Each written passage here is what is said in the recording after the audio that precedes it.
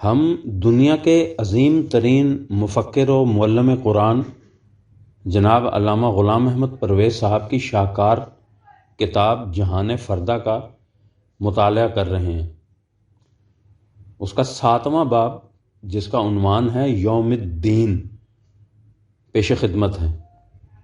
لکھتے ہیں، سابقہ باب میں ہم دیکھ چکے ہیں کہ مہلت کے دوران ہنوز اس کا موقع ہوتا ہے کہ انسان اپنے حسن عمل سے تخریبی اعمال کے نتائج سے محفوظ رہ جائے، لیکن جب یہ وقفہ ختم ہو جائے تو پھر میزان خداوندی کے پلڑوں کے مطابق نتیجہ مرتب ہو کر سامنے آ جاتا ہے۔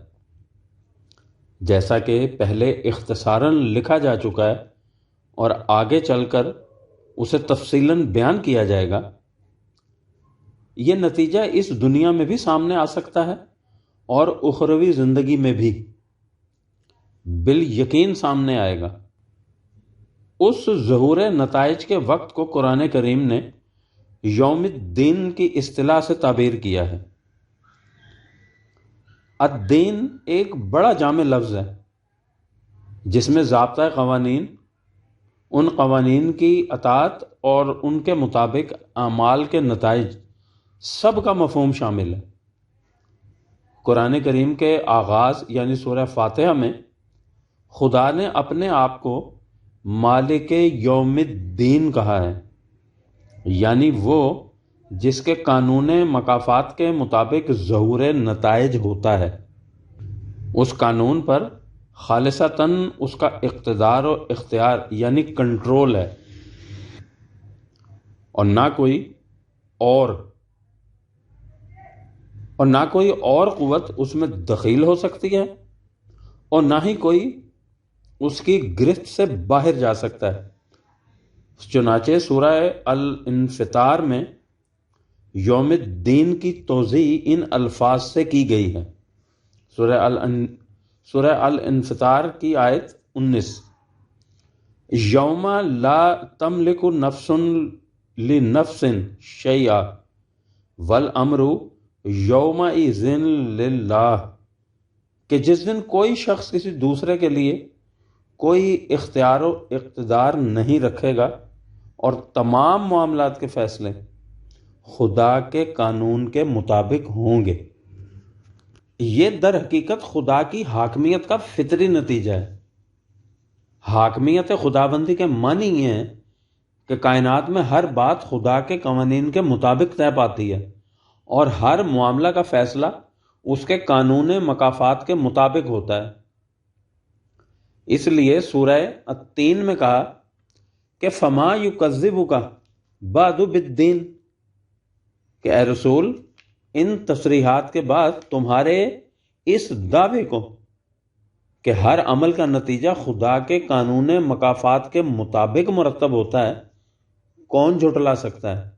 الیس اللہ بأحکم الحاکمین، 95 نمبر سورت کی آیات 7 اور 8، کہ کیا یہ واقعہ نہیں کہ کائنات میں آخری اقتدار و اختیار صرف خدا کا ہے؟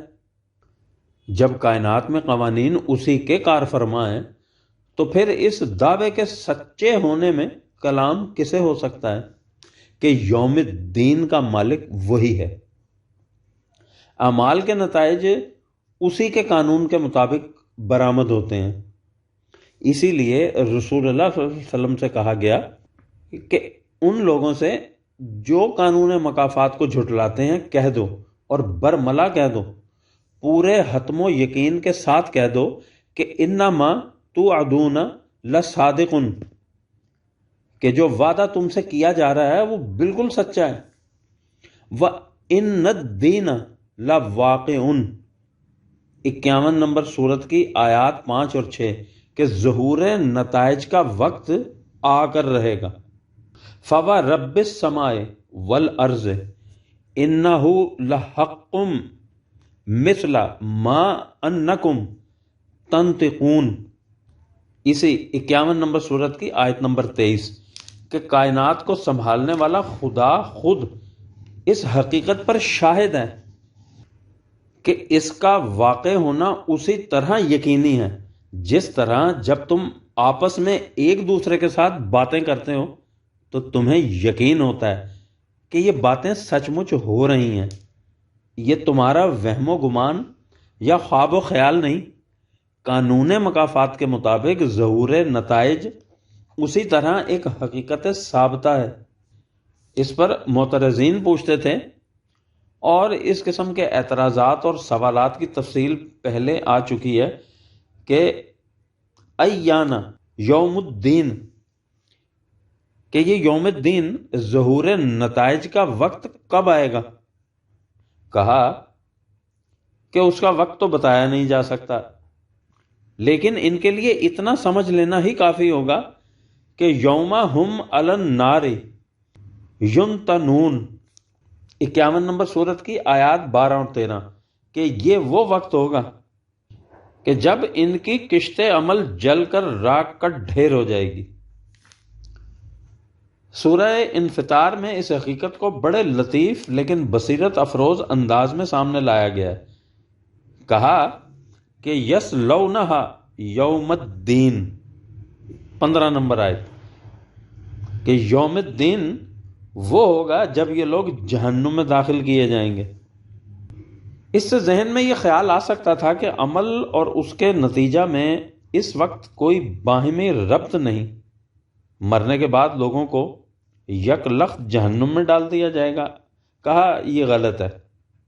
وما ہم عنہا بغائبین، اسی 82 نمبر سورت کی آیت نمبر 16، کہ یہ تو اس وقت بھی جہنم کی نظروں کے سامنے ہے.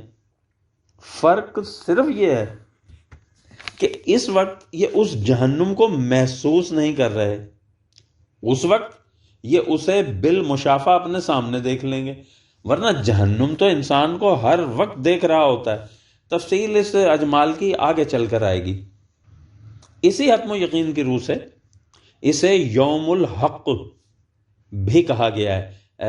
حوالے کے لیے دیکھیے 78 نمبر سورت کی آیت نمبر 39. کہیں اسے یوم یقوم الحساب، 14 نمبر سورت کی آیت نمبر 41 کہہ کر بھی پکارا گیا ہے، یعنی جس دن حساب کے لیے میزان کھڑی کر دی جائے گی.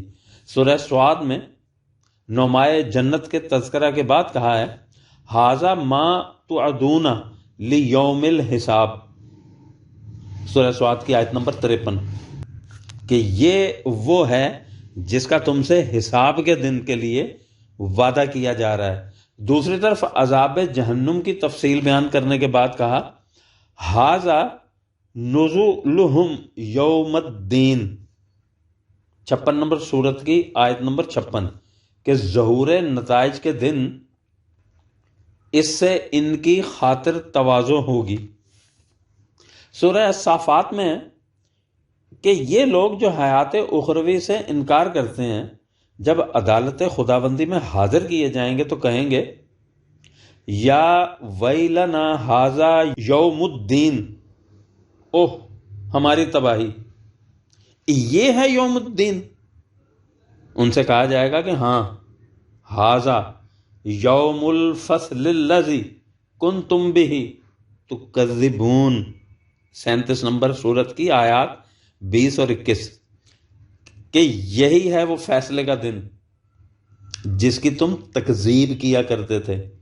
یہ یوم الفصل وہ دن ہے یوم لا یغنی مولن ام مولن شیئا ولا ہم ینصرون، 44 نمبر سورت کی آیات 40 اور 41، کہ جب کوئی دوست کسی دوست کے کام نہیں آ سکے گا اور مجرمین کی کوئی مدد نہیں کر سکے گا. سورہ مرسلات میں ہے لِأَيِّ یومٍ اُجِّلَتْ، 12 نمبر آیت میں، کہ ان کی تباہی کون سے دن پر اٹھا رکھی گئی ہے. کہا لِيَوْمِ الْفَصْلِ، فیصلہ کے دن پر. پھر کہا وَمَا أَدْرَاكَ مَا يَوْمُ الْفَصْلِ، تمہیں کچھ خبر بھی ہے کہ یوم الفصل کسے کہتے ہیں؟ آؤ تمہیں ہم بتائیں. وَيْلٌ يَوْمَئِذٍ لِّلْمُكَذِّبِينَ، 77 نمبر سورت کی آیات 14 اور 15 کہ جس دن ان لوگوں کے لیے تباہی ہوگی جو خدا کے قانون مکافات کی تکذیب کیا کرتے تھے۔ مزید 77 نمبر سورت کی آیت نمبر 38 میں بھی اس بات کو دہرایا گیا۔ سورہ النبا میں ہے اِنَّ یوم الفصل کانا میقاتن، 17 نمبر آیت میں کہ یوم الفصل اپنے وقت پر آ کر رہے گا۔ کہیں یوم الدین کو یوم البعث بھی کہا گیا ہے۔ حوالے کے لیے دیکھیے 15 نمبر سورت کی آیات 35-36 اور 38 نمبر سورت کی آیات 78 اور 79۔ سابقہ باب میں یہ بھی بتایا جا چکا ہے کہ قانون مکافات کی روح سے کامیابی اور ناکامی کا معیار ثقل و خفت موازین یعنی پاس مارکس ہے۔ طالب علم سال بھر پڑھتے رہتے ہیں یعنی کام کرتے رہتے ہیں، اس کے بعد امتحان ہوتا ہے اور نتیجہ نکلنے کے دن فیل ہو جانے والوں کو معلوم ہو جاتا ہے کہ ان میں کتنی کمی رہ گئی تھی جس کی وجہ سے وہ پاس نہیں ہو سکے۔ اس نہج سے اس فیصلہ کے دن کو قرآن کریم نے یوم التغابن کہہ کر پکارا ہے۔ اس کے حوالے کے لیے دیکھیے 64 نمبر سورت کی آیت نمبر 9۔ تغابن کے معنی ہوتے ہیں ایک دوسرے کے مقابلہ سے اپنی کمی کا سامنے آ جانا۔ ان فیل ہو جانے والوں سے کہا جائے گا یا معشر الجن والانس الم یاتکم رسل منکم یقصون علیکم آیاتی وینذرونکم لقاء یومکم ھذا قالوا شہدنا علی انفسنا وغرتہم الحیاۃ الدنیا وشہدوا علی انفسہم انہم کانوا کافرین۔ سورہ الانعام کی آیت 131 کہ اے شہروں اور صحراؤں کے رہنے والوں، کیا تمہارے پاس تمہارے اپنے بھائی بندوں میں سے ہمارے پیغام رسان نہیں آئے تھے جو تمہارے سامنے ہمارے قوانین پیش کرتے تھے اور تمہیں اس دن کے آنے کے متعلق متنبع کیا کرتے تھے؟ وہ کہیں گے کہ ہاں یہ واقعہ ہے، اس لیے آج ہم خود اپنے خلاف آپ گواہی دیتے ہیں کہ ہمیں دنیاوی مفاد پرستی نے دھوکے میں رکھا اور ہم غلط راہوں پر چلتے رہے۔ ہم اس کا اقرار کرتے ہیں کہ ہم نے ان قوانین سے انکار کیا اور ان سے سرکشی اختیار کی تھی۔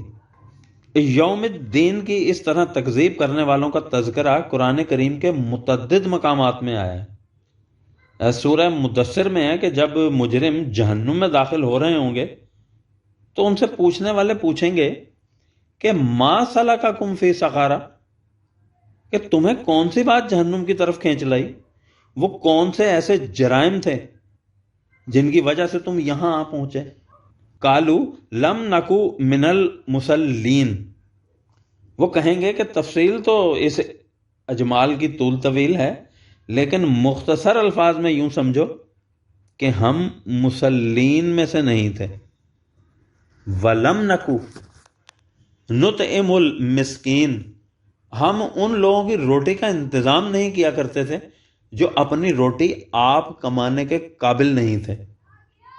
وَكُنَّا نَخُوضُ مَعَ الْخَائِضِينَ، ہم کرتے کراتے کچھ نہیں تھے لیکن اپنے جیسوں کے ساتھ مل کر باتیں بڑی بنایا کرتے تھے۔ وَكُنَّا نُكَذِّبُ بِيَوْمِ الدِّينِ، اس طرح ہم خدا کے قانون مکافات اور ظہور نتائج کی حقیقت کو جھٹلاتے رہے، حتیٰ آتنا الیقین، تاں آ کے یہ حقیقت محسوس شکل میں ہمارے سامنے آ گئی۔ سورہ انفطار میں ہے کہ تم یوم الدین کی تکذیب کرتے ہو حالانکہ تمہارا ایک ایک عمل محفوظ کیا جا رہا ہے۔ سورہ الانفطار کی آیات 9 اور 10 کہ ظہور نتائج کے وقت تمہارے لیے تباہی ہوگی۔ مزید حوالے کے لیے دیکھیے 43 نمبر سورت کی آیات 10 اور 11۔ سورہ المدثر کی طرح سورہ الماعون میں بھی تکذیب دین کرنے والوں کا تفصیلی تعارف کرایا گیا ہے۔ سورت کی ابتدا ان الفاظ سے ہوتی ہے، ارأیت الذی یکذب بالدین، کہ کیا تو نے اس شخص کی حالت پر بھی غور کیا ہے جو الدین کی تکذیب کرتا ہے؟ تمہیں معلوم ہے یہ کون ہے؟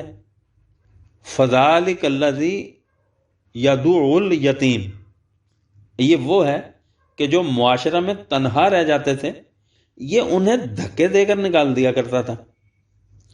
ولا یحض علی طعام المسکین، اور محتاجوں کی روٹی کا نہ خود انتظام کرتا تھا اور نہ ہی دوسروں کو اس کی ترغیب دیتا تھا۔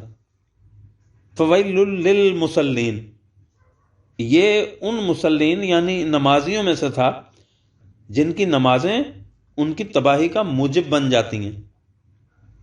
الذین هم عن صلاتهم ساہون الذین هم یراؤون ویمنعون الماعون، یعنی وہ لوگ جو صلاۃ کی حقیقت سے بے خبر رہتے ہیں، وہ نماز کی ظاہری شکل و صورت کی بڑی شدت سے پابندی کرتے ہیں تاکہ لوگ سمجھیں کہ یہ بڑے نیک لوگ ہیں، اور کرتوت ان کی یہ ہوتی ہے کہ رزق کے جن چشموں کو بہتے پانی کی طرح رہنا چاہیے تاکہ ان میں سے ہر ایک اپنی ضرورت کے مطابق لے لے، یہ ان پر بند لگا کر بیٹھ جاتے ہیں کہ سارے کا سارا انہی کی ملکیت میں آ جائیں۔ یہ ہیں وہ لوگ جو نمازیں پڑھنے کے باوجود تکذیب دین کرتے ہیں۔ نتائج اعمال، یہ ہے مختصراً وہ طریق عمل جس کے مطابق انسانی اعمال کے نتائج سامنے آتے ہیں۔ عمل کا سرزد ہونا، مہلت کا وقفہ، مہلت کے وقفہ میں بازیابی کا موقع، پلڑوں کا جھکنا اور اٹھنا، اور بالآخر نتیجہ کا سامنے آ جانا۔ قرآن کریم میں ہر مقام پر ان تمام مراحل کا ذکر نہیں کیا گیا، نہ ہی ہر مقام پر اس کے دہرانے کی ضرورت تھی۔ اس میں عام طور پر عمل اور اس کے نتیجے ہی کا ذکر کیا گیا ہے۔ مثلا سورہ بقرہ میں آیت نمبر 112 میں بلا من اسلم وجہہ للہ وہو محسن فلہ اجرہ عند ربہ ولا خوف علیہم ولا ہم یحزنون، کہ نہیں، بات یوں نہیں جس طرح یہ لوگ اپنے ذہن میں سمجھے بیٹھے ہیں۔ بات یہ ہے کہ جس نے بھی اپنے آپ کو قوانین خداوندی کے سامنے جھکا دیا اور حسن کارانہ انداز سے زندگی بسر کی تو اس کا اجر اس کے نشو نما دینے والے کے ہاں ہے، اور اس اجر کا محاصل یہ ہے کہ ایسے لوگوں کو نہ کوئی خوف و خطر ہوگا نہ حزن و ملال۔ سورہ الزمر کی آیت 34 میں ہے لہم ما یشاؤون عند ربہم ذالک جزاء المحسنین، کہ وہ جو چاہیں گے انہیں خدا کے ہاں سے ملے گا۔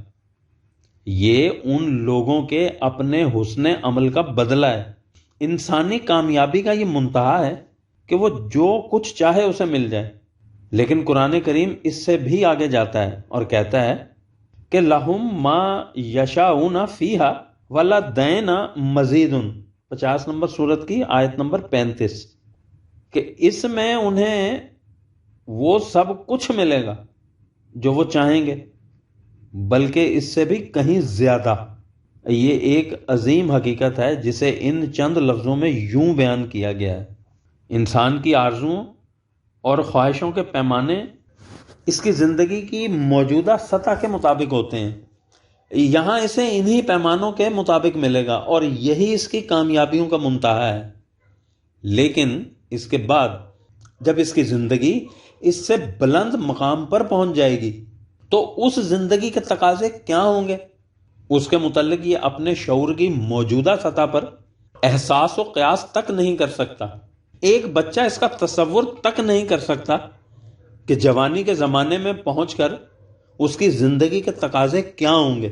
اس لیے کہا کہ ان لوگوں کے حسن عمل کے نتیجہ میں انہیں وہ سب کچھ ملے گا جس کی یہ لوگ اپنی زندگی کے موجودہ تقاضوں کے مطابق آرزو کر سکتے ہیں، لیکن یہ ان کا منتہا نہیں ہے۔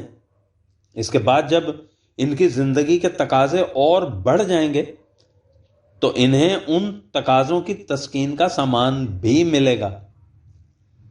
وَيُبَشِّرَ الْمُؤْمِنِينَ الَّذِينَ يَعْمَلُونَ الصَّالِحَاتِ أَنَّ لَهُمْ أَجْرًا حَسَنًا، 18 نمبر سورت کی آیت نمبر 2، کہ یہ لوگ جو خدا کے قوانین کی صداقت پر یقین رکھتے ہیں اور صلاحیت بخش کام کرتے ہیں، ان کے لیے ان کے اعمال کے نہایت حسین اجر کی بشارت ہے۔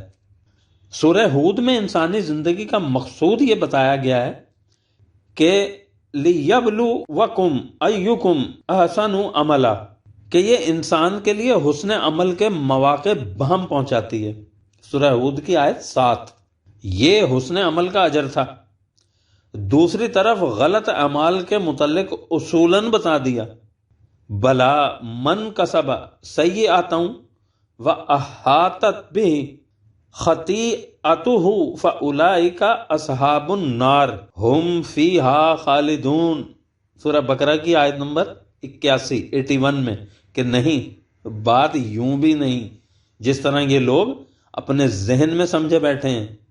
بات یہ ہے کہ جو شخص بھی ناہمواریاں پیدا کرنے والے کام کرے اور پھر اس کی کیفیت یہ ہو جائے کہ اس کی لغزشیں اسے چاروں طرف سے گھیر لیں، تو ایسے لوگوں کا ٹھکانہ جہنم ہوگا۔ سورہ حامیم میں وَلَا نَجْزِيَنَّهُمْ أَسْوَأَ الَّذِي كَانُوا يَعْمَلُونَ، سورہ حامیم کی آیت نمبر 27 میں، کہ ان کے غلط اعمال کا بدلہ انہیں یقیناً مل کر رہے گا۔ اور دوسرے مقام پر ہے ثُمَّ كَانَ عَاقِبَةَ الَّذِينَ أَسَاءُوا السُّوءَ، 30 نمبر سورت کی آیت نمبر 10، غلط کاری کا انجام تباہی ہے، ایسی تباہی جسے دیکھ کر انہیں افسوس اور صدمہ ہوگا کہ ہم نے ایسے کام کیوں کیے تھے۔ کذالک یریہم اللہ اعمالہم حسرات علیہم، سورہ بقرہ کی آیت نمبر 167، ولا یرد بأسہ عن القوم المجرمین، سورہ الانعام کی آیت نمبر 148، کہ دنیا میں کوئی قوت ایسی نہیں جو اس تباہی کو ان سے ٹال دے۔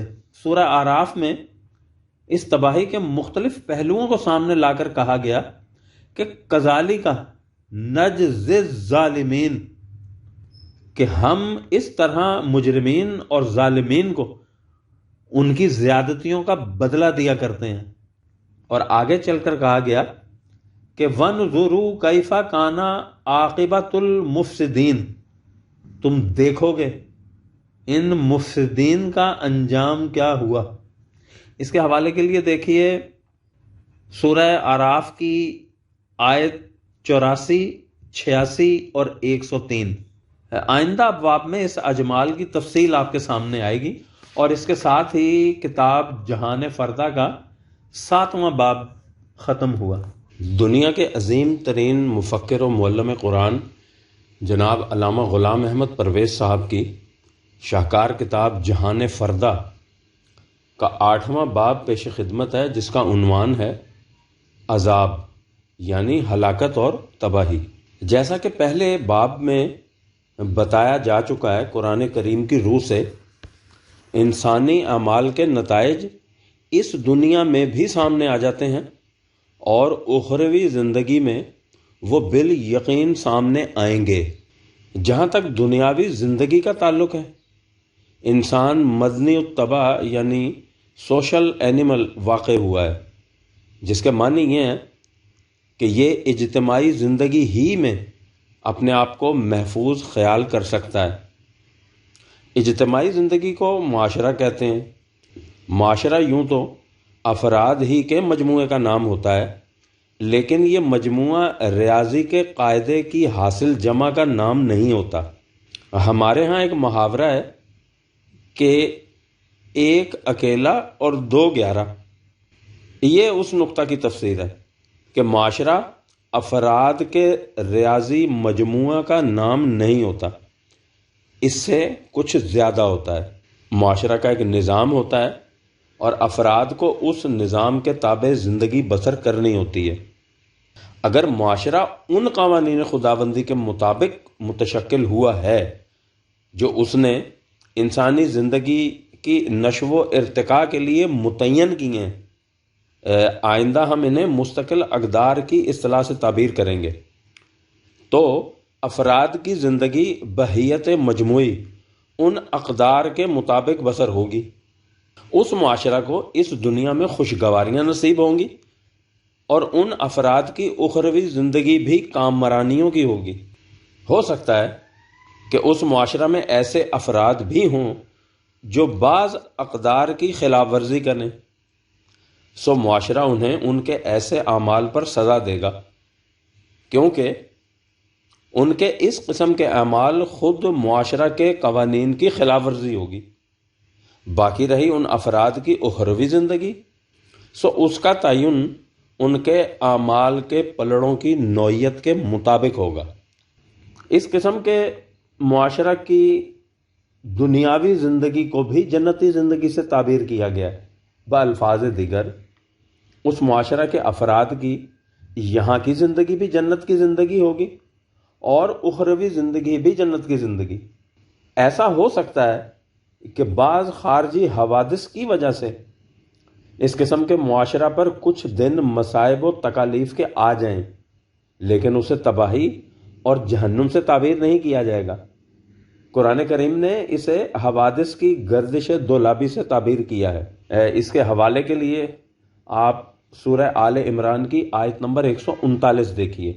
اس کے برعکس دوسرا معاشرہ ہے جو مستقل اقدار خداوندی کے مطابق متشکل نہیں ہوتا۔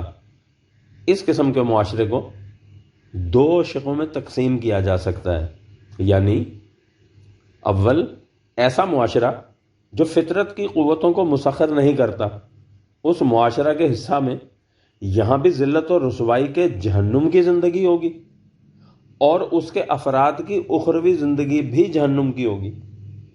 اور دوم ایسا معاشرہ جو فطرت کی قوتوں کو مسخر کر کے ان سے متمتع ہوتا ہے، ایسے معاشرہ کو کچھ عرصہ کے لیے دنیاوی سامان آسائش میسر آ جاتا ہے، لیکن چونکہ یہ مستقل اقدار کے مطابق زندگی بسر نہیں کرتا، اس لیے اس کا انجام اس دنیا میں تباہی اور بربادی ہوتا ہے۔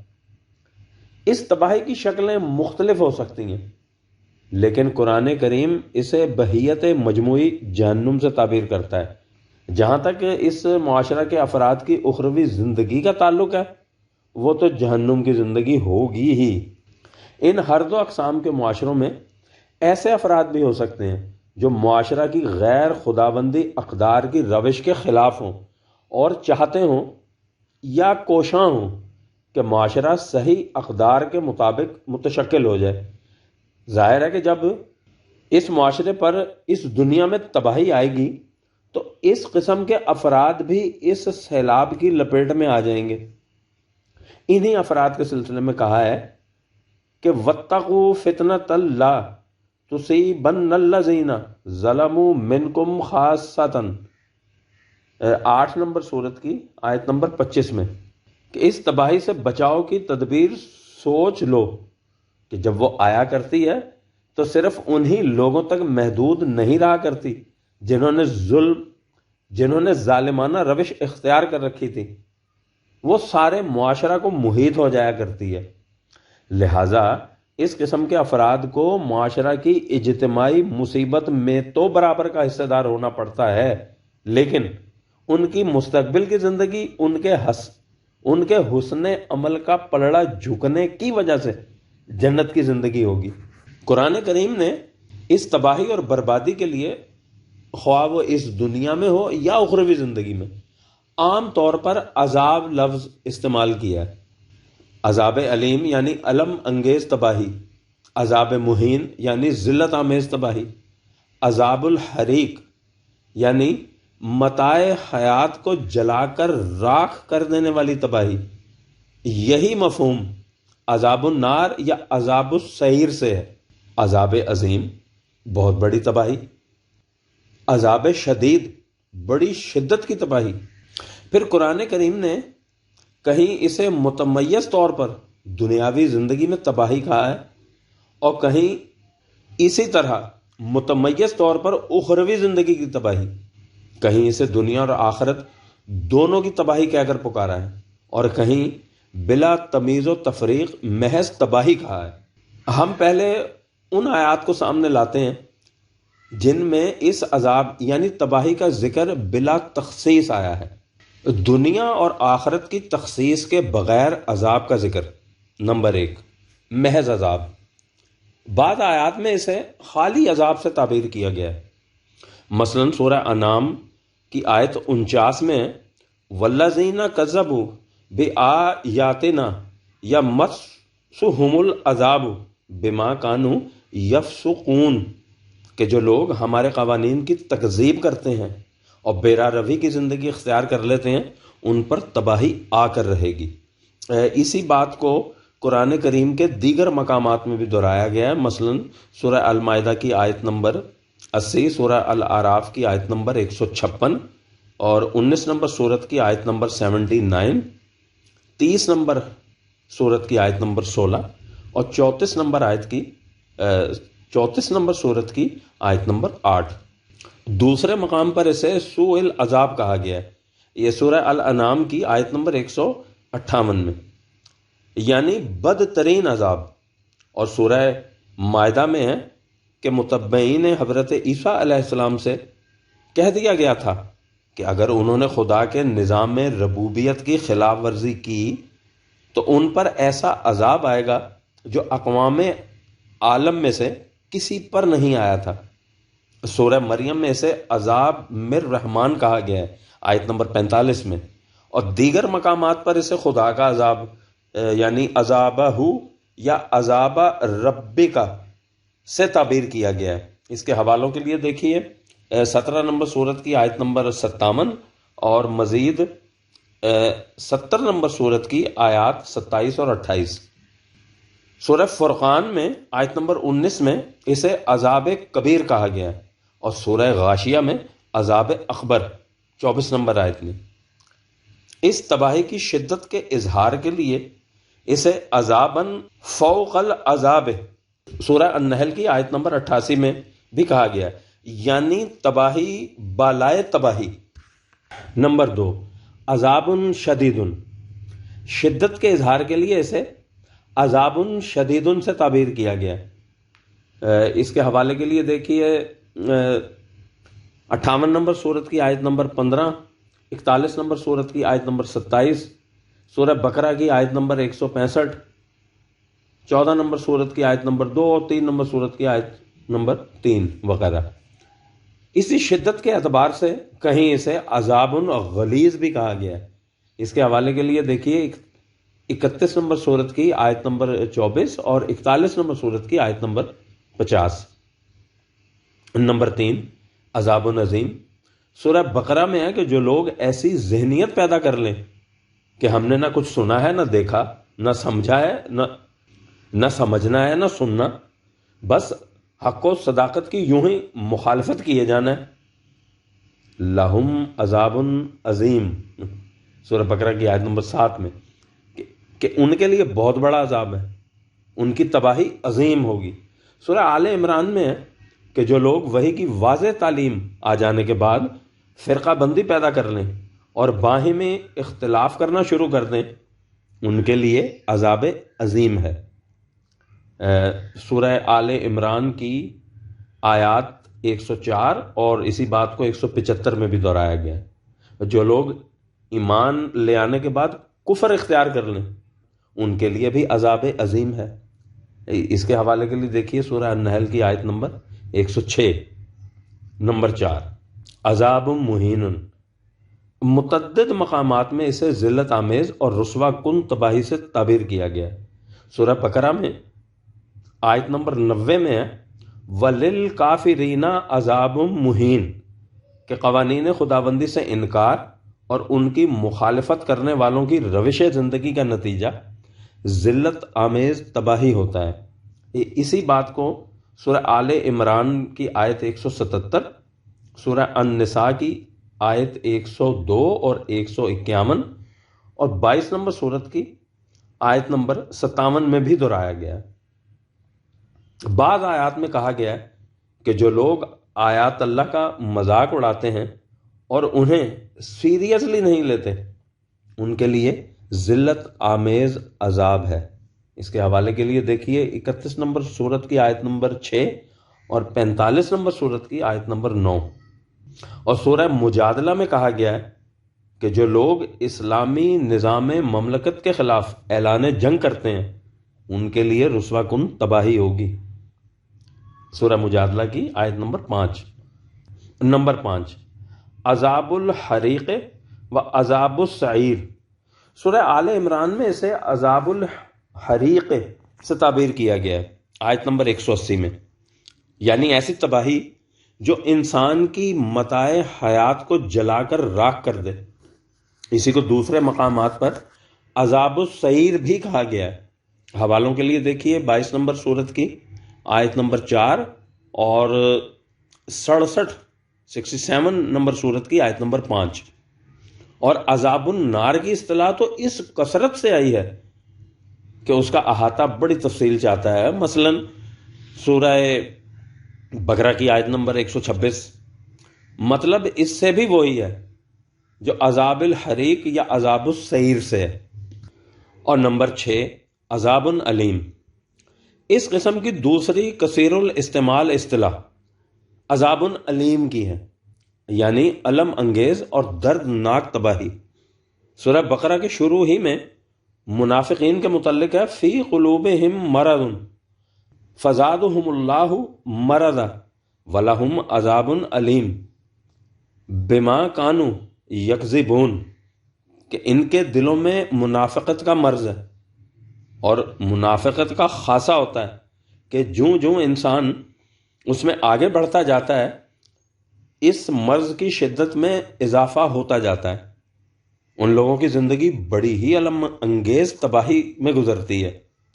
سورہ سبا میں ہے والذین سعوا فی آیاتنا معاجزین اولئک لہم عذاب من رجز علیم، کہ جو لوگ اس مقصد کے لیے بھاگ دوڑ کرتے رہتے ہیں کہ قوانین خداوندی کو شکست مل جائے، ان کا انجام اس قسم کی الم انگیز تباہی ہوتا ہے جو خود ان کی قوت کو مزمحل کر دے۔ اس کے حوالے کے لیے دیکھیے 34 نمبر سورت کی آیت نمبر 5۔ اسی قسم کی تباہی ان کے لیے ہوگی جو ان قوانین سے سرکشی اختیار کرتے ہیں۔ مزید حوالے کے لیے دیکھیے 45 نمبر سورت کی آیت نمبر 11۔ قرآن کریم میں تباہی کے ان مختلف نوعیتوں کے ساتھ یہ بھی کہا گیا ہے کہ اِنَّ عذاب ربک لواقع۔ حوالے کے لیے دیکھیے 52 نمبر سورت کی آیت نمبر 7، کہ یاد رکھو یہ حقیقت ہے کہ تیرے رب کی طرف سے یہ تباہی واقع ہو کر رہتی ہے، یہ یوں ہی خالی دھمکی نہیں۔ سورت المعارج میں اسے عذاب واقع سے تعبیر کر کے کہا ہے کہ لیس لہ دافع، 70 نمبر سورت کی آیات 1 اور 2، کہ دنیا کی کوئی قوت اسے روک نہیں سکتی۔ سورہ الشورى میں وَتَرَى الظَّالِمِينَ لَمَّا رَأَوُا الْعَذَابَ يَقُولُونَ هَلْ إِلَى مَرَدٍ مِّن سَبِيلٍ، آیت نمبر 44 میں، کہ تو کہیں اس منظر کو دیکھتا جب یہ ظالمین اس تباہی کو سیلاب بلا کی طرح اپنی طرف آتے دیکھ کر بے ساختہ چلا اٹھتے کہ کیا اس کے لوٹ جانے کی کوئی سبیل ہو سکتی ہے۔ لیکن چونکہ تباہی آتی ہی اس وقت ہے جب مہلت کا وقفہ ختم ہو جاتا ہے، اس لیے اس کے واپس جانے یا اس سے بچ نکلنے کا سوال ہی پیدا نہیں ہوتا۔ یہ اس تباہی کا ذکر تھا جسے قرآن کریم نے دنیا اور آخرت کی تخصیص کے بغیر بیان کیا ہے۔ اگلے باب میں اعمال کے ان نتائج کا ذکر آئے گا جو اس دنیا میں سامنے آ جاتے ہیں، اور اس کے ساتھ ہی جہان فردہ کتاب کا 8واں باب ختم ہوا. اب ہم نواں باب 9 نمبر باب شروع کریں گے.